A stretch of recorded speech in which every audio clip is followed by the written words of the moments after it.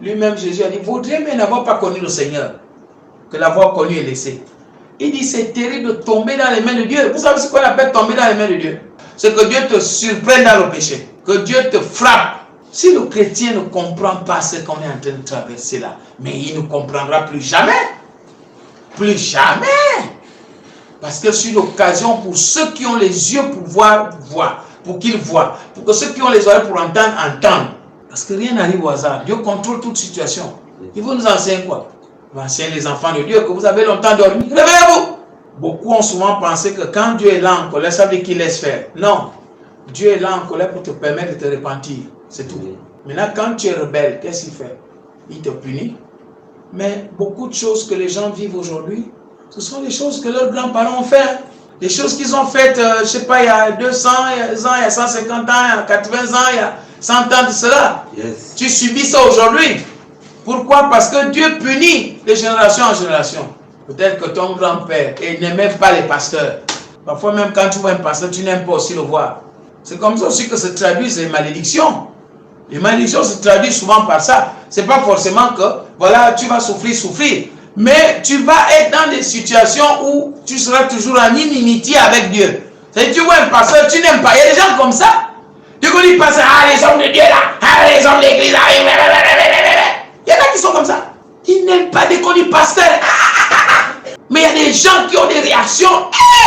Tu sens que les démons les dérangent. Vous savez, même quand on parle de nuisance sonore là, c'est les démons. Hein?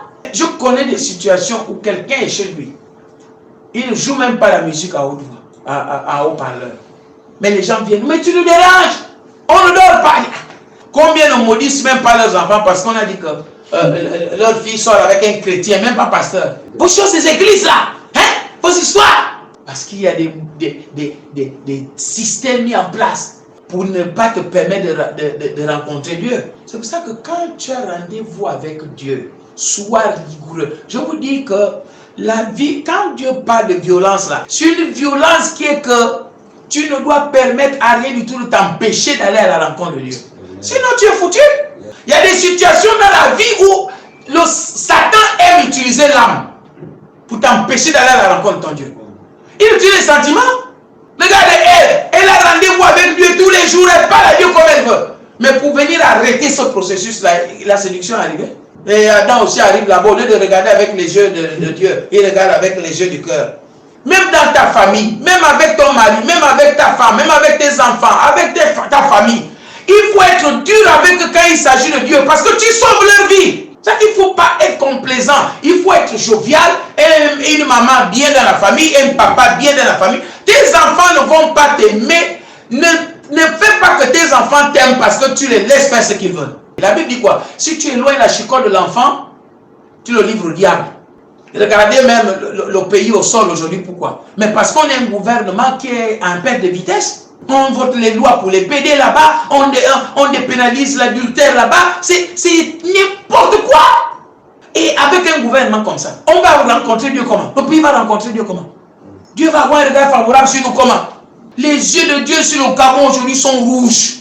Rouges de colère. Dieu en colère. Au point où si nous les enfants de Dieu on se lève pas pour prier, mais dis donc, on va rencontrer Dieu où?